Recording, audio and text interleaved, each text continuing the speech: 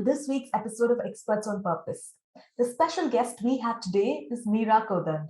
Meera is an email marketing strategist and a 3 times Amazon best-selling author of the books The 1 Hour Content Plan, The Blog Startup, and But I'm Not an Expert. She is also the publisher of MeeraKothand.com, an award-winning site listed as the top 100 sites for solopreneurs in 2020, 2018, and 2017, and the popular Create Planners. Using her unique profitable email system and addicted business framework, she makes powerful marketing strategies simple and relatable so that small business owners can build a tribe that's addicted to their zone of genius. When she's not working with clients or on her next book, you can find Meera reading the Rebel Girl series with her 8-year-old daughter. Hey Meera, welcome to Experts on Purpose. Thank you so much, Josna. Thank you for having me. It's a pleasure. I love interviewing different kinds of people, but when it comes to interviewing my clients after many years, it gives me, a lot of excitement. So I'm really happy to be connected to you today. So I'm just curious to understand, Meera, how did you realize that content marketing is your jam? Like, I know you were an employee at a corporate before. So did you know it right from the beginning, or did you discover it along the way? I think I've always known that I loved writing content. It's been a part of me since very young. Obviously, it didn't start like content was always started with storytelling and writing short stories. And back when I was in corporate, I was writing content for them. So I would do like the annual report and then like short articles for the website. So it has always been there, but I think I never trusted that I could do something else with it creatively. Mm-hmm. I always felt that because of the background and the way that I was brought up, it was always about, okay, having a corporate job and then working for someone. So I never really thought I could use my skills in writing to do something else. So yeah, it's like a familiar thing that's always been a part of my life. But I think only when I had that courage to take it upon and then go in this entrepreneurial kind of journey that things started to change for me. Yeah. Right. So why did you take that big leap? How did that happen? So for me, it was really by accident. Like I mentioned, I was in corporate. I took a short break when I went on maternity leave, and I was just about to go back to work, but I had a health scare. So I had to go and get surgery and go and get myself sorted out. So I was at home and I couldn't go to work, and I was wondering, okay, what do I do now? And I had always been, like I said, passionate about, content writing and marketing. So I was thinking, okay, why not start a blog? Just start writing about observations about the online space. So that's really how it started out, by accident, because of the health issues that I had at that point in time. And I started to attract an audience organically. So people were started to come to my blog, and some of them reached out and say, hey, are you taking clients? And that's pretty much how it started. And then after that, I reached out to you when I was ready to write my book, and then all the programs and things just evolved from there. Right.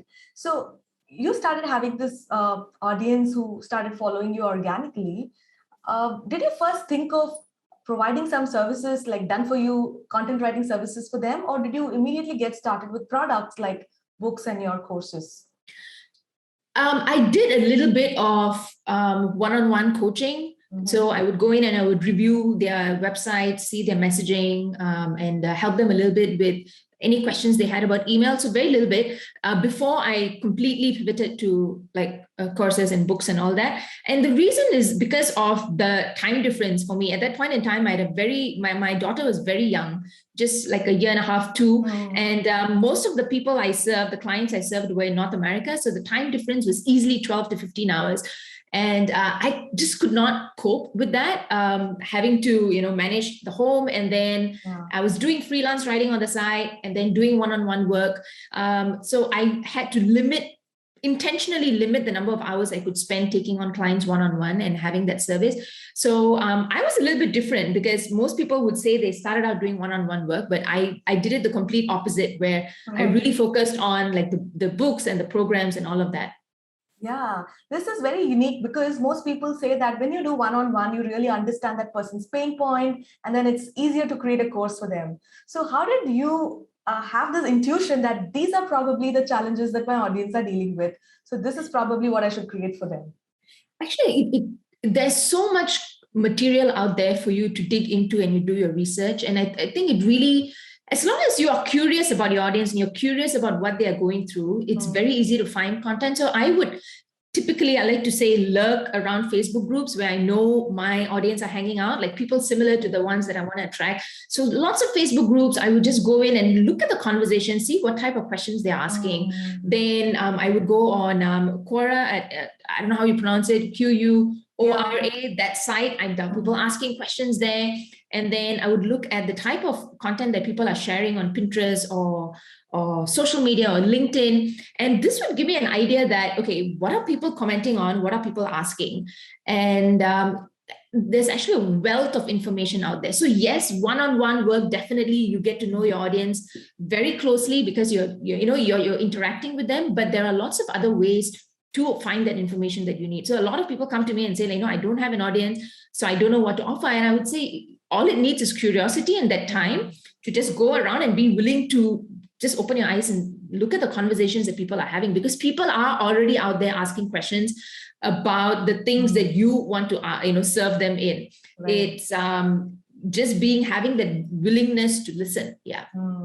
That's such a smart tip, Meera, because you don't really need to spend 6 months in coaching a client. You can just spend a few weeks in doing this free research online.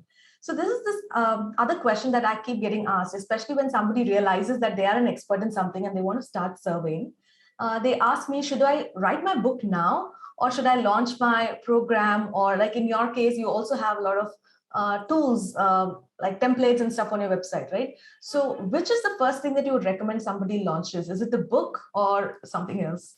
There's a lot of conflicting information about this. So I personally would recommend having like a small, like a bite-sized product and offer, something inexpensive that you can put together very quickly. I think the problem with starting with a huge program, like a big course or membership, is that when you're new to selling, you don't really know your audience, you're just testing things out. You're just dumping so much of your time, energy, and resources into building something. And you're only launching it maybe a couple of months later. And for many of the people that come to work with me and they reach out to me and they say that they spent so much time and then in the end it didn't sell or it didn't do well. So I would rather them create something a lot smaller, get it out there, test it out. And, you could do something within 2 weeks. So those are the very small types of things that I'm talking about, small products I'm talking about. So I would say do that first before thinking about the big, whether it's the membership or the course. And then when it comes to a book, I say, it really depends on what your intention is when you're writing a book, whether you're doing it because you want like a separate revenue stream, or you're doing it to build authority or credibility. And a book is a perfect medium to do either one, any one of those things. But you have to get clear about your goal so that you can work back and see how you can fit your goal fit that book to kind of blend in with that. Because there are so many people who have a business in something else, and then they write a book about something completely different. Yeah. And they feel that, okay, did I waste my time? What am I doing? So get very clear about why you're writing a book in the first place. Yeah, I think that's solid advice, because a lot of people make this mistake of writing a book just because they want to become an author, and later they realize that book is not serving them in a big way. So yeah, exactly. So that strategy is really important. So I've noticed, Meera, that initially you were talking generally about content marketing and how do you plan your content and all of that. But over the years, you've started focusing a little more on blog writing. And now in the last couple of years, you have been recognized as an expert when it comes to email marketing. So how did this shift happen, and how did you slowly narrow down, and did you decide intentionally to focus on email marketing, or did your audience start recognizing you as an expert in this? I think I learned very early on in my business that, okay, this is kind of what I wanted to be known for. And it was because certain things that I tried, I had feedback that it was working. And when I was doing one-on-one work at that time, and I would share certain things, it really resonated with the clients I worked with. And when they tried certain things, they would tell me that their clicks improved, or their opens improved, or the engagement improved. So that was a sign for me that, okay, email was something that I wanted to focus on. So I kind of pivoted from more general, overall, like you said, like content and blogging, to specifically email. And I also felt that it was one of those things that it's not fleeting, it's, you own your email list, and it's like a part of your solid foundation.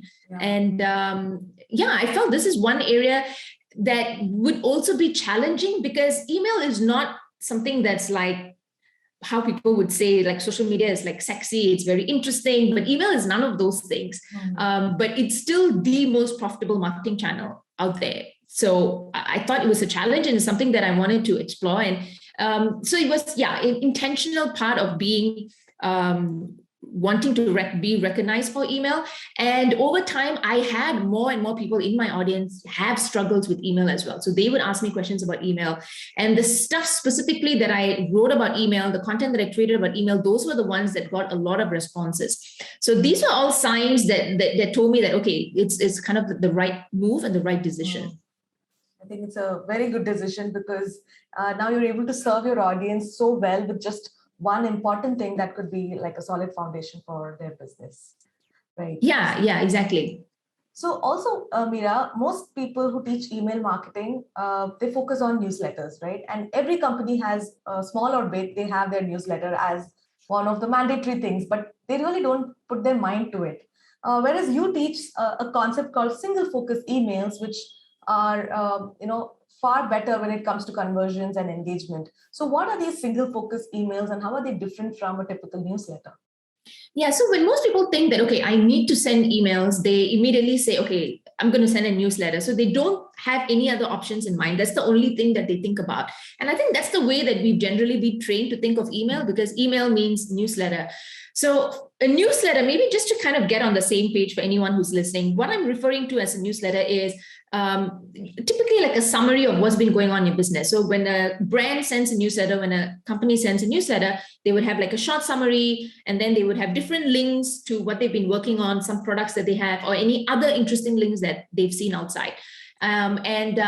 This is typically what a newsletter is. But I feel that when you send a newsletter, it doesn't help you very much with brand reinforcement. It doesn't help to kind of spread your message. And specifically, if you are priming your audience to want to buy your products and services, it doesn't help them want to take action as well, purely because of the structure of a newsletter. There's so many different links, so many different calls to action. They may be clicking on things, but they may not necessarily be taking the action that you want them to take. So that's the reason I suggest moving away from just sending newsletters. So I'm not saying that it's completely bad. There is still like a role for newsletters to play in your business, but if that's the only thing you're sending, I would say switch up from that. So I still send newsletters. I typically send newsletters when in between campaigns. Let's say I have a launch this month, next month I have a launch. If there's a tiny space in between where I want to keep it light, I would send a newsletter. So there is still a space for that. But most of my emails are like what you mentioned, single focus emails. So this is where the entire email is around one main message or one main call to action. So every single part of the email, whether it's a story I'm sharing or whether it's a case study I'm sharing, everything is designed to get that person to take away a single message or to take one particular action. And when you do it that way, I think the response is a lot is a lot more. You get a lot more engagement, and it really reinforces the message. And if you are priming your audience to go and buy from you, whether it's a product or service that you're putting together, and you stack on these single focus emails one after the other over weeks, you are really nudging your audience. It's kind of like taking them through a journey. And at the very end of it, they will say, okay, yeah, I think I'm finally ready to go and buy this product or service. So I think that's a single focus email. It does this so beautifully because it allows you to stack and layer and take them through that journey. Yeah, sure. So typically, people join an email list through a lead magnet on a website or inside the book. And once they join your email list, Meera, do you set up an autoresponder, like a welcome sequence to familiarize them with your brand? And then do you start sending these weekly emails, or how have you set it up? I'm just curious. Yeah.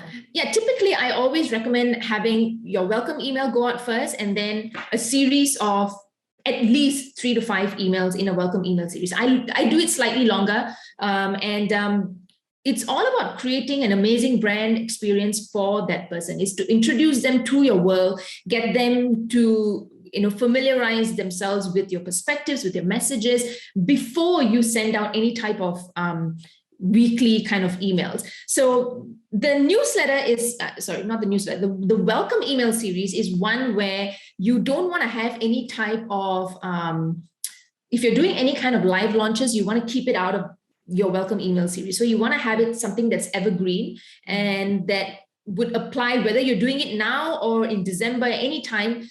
It still stays. You don't want to have anything that is time sensitive within your welcome email series. Right. So for me, I like to have new people completely go through and get that full experience, brand experience, before I expose them to any type of live launches. That's just the way I like to do it, so that I can have like a controlled narrative. I know the actual experience that I'm taking them through and the actual journey that I'm taking them through. So once they are kind of done with that welcome email series, it's like, okay, this person is, they know me, they know my brand, they know my message. Now I can send them something else. It's like an induction program for a new employee. Exactly. Right? Just like an onboarding. Yeah.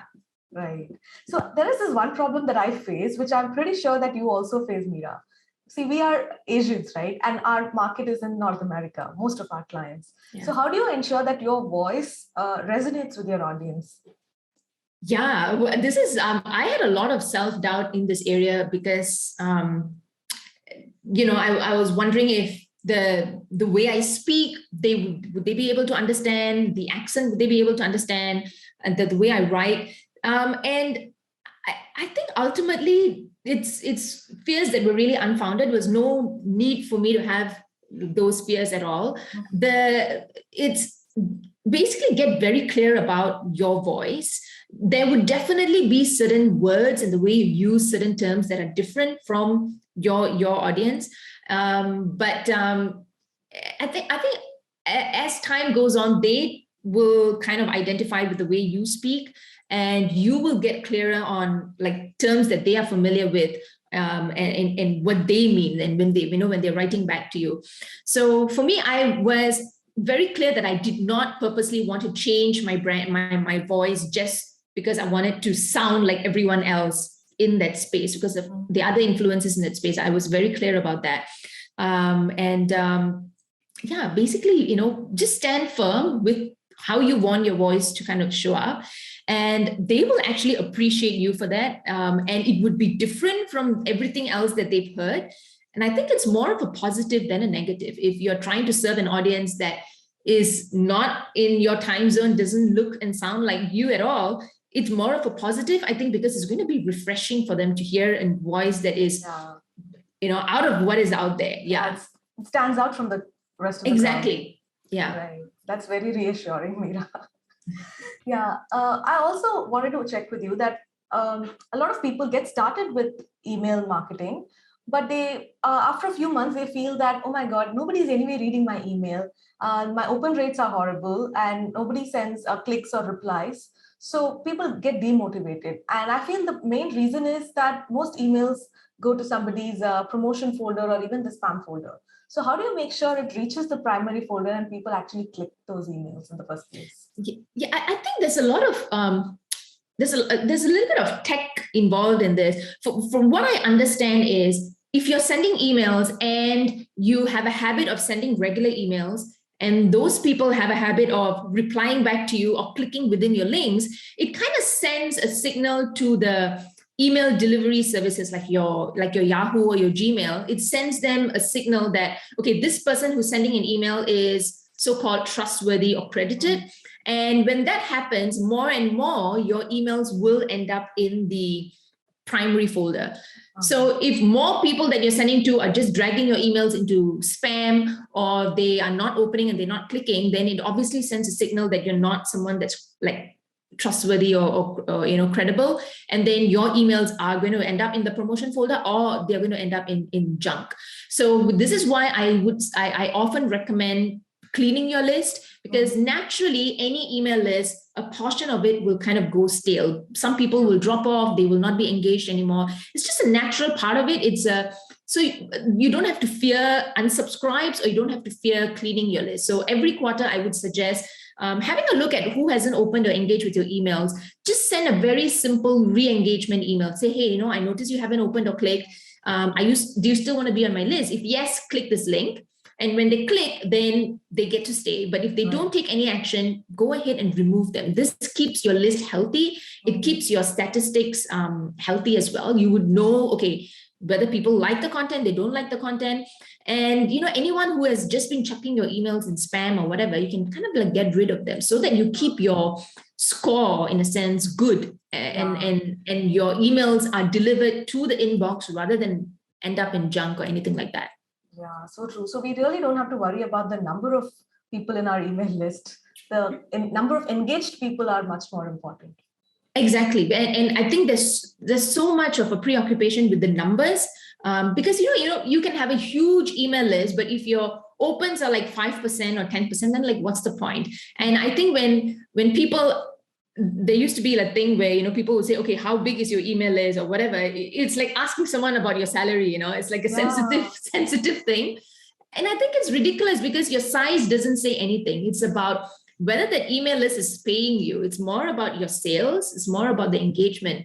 If you have a small list and you can kind of hit either one, your sales goals and your engagement and everything else, then do whatever you're doing. But if you have a huge list and it's not giving you anything back in return, then something is wrong. Yeah, I agree. So I've noticed two types of entrepreneurs, Meera. For one set of people, content is their business itself. Like books or their blog, that's what makes them money. And these people know the importance of content, and they are very clear. They have a strategy, they have a plan, and they execute it for years together, day in, day out. But there are also other types of entrepreneurs who are probably service-based. They are an agency like mine. So we know that content is important, but on a daily basis, we need to be doing so many other things, client calls and launches and other stuff. So how does an entrepreneur make sure that they are consistent with their content marketing without really getting burnt out? Yeah, I think, it really boils down to understanding that content has to be a priority. If you realize that this is kind of like that first layer to build trust and then attract more and more customers and clients, then you'll start to put it first. But that said, there are simple like systems and things that you can kind of put in place to make it more consistent, to get more consistent with content. Like for me, every single piece of content I create, I want to make sure that there is a space for that in my business. So, there's no point in creating something if it's not going to do anything for your business. It's not going to have a dent on your business. So I like to think of it in terms of like, what are my main buckets or what are my main categories? And how do those categories help to serve my business? And I would only create content in those categories inside those buckets. Anything out of it, I won't do because I would feel that, it's going to take my time, it's going to take my energy. Specifically, if you don't have a content team and you are the one creating the content, then I think all the more you have to get very clear about what you're creating, when you're creating. So everything has to be tight. If you're having a launch, think about that your ideal customer needs to know before saying yes to your product or service. Work back and then come up with your content pieces. Same thing goes for email. So get very, very intentional about why you're creating content and where you are showing up. So if being on Instagram is not serving you in any way, then don't do it first, until you can grow a team. Or if being on LinkedIn would serve you better, then spend your time there. I think the problem now is everyone wants to be all over the place because it's really, fear of missing out. Like some people are doing TikTok, their audience is growing. Oh, maybe I should do that.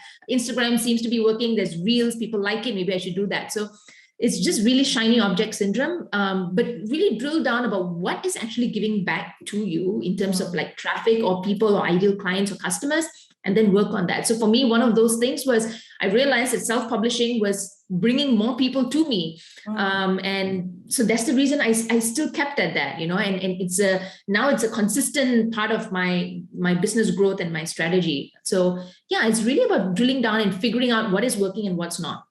Yeah. So talking about self-publishing, how do you plan your next books, Meera? Do you have like a goal to publish at least 1 or 2 books every year?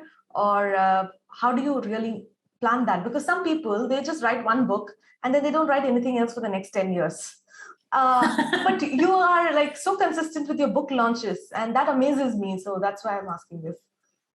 Yeah, that's a good question. But to be very honest, I didn't come in with a plan. When I reached out to you with my very first book, the 1 Hour Content Plan, I really wanted to see if it would work in the first place. So beyond that, I didn't think, okay, what would be my next? And that is kind of a mistake because, in retrospect now, if I had planned it a little bit better, I would be able to kind of know, okay, this book is this, and I'll be able to link between books. So it was a little bit of a missed opportunity at the beginning.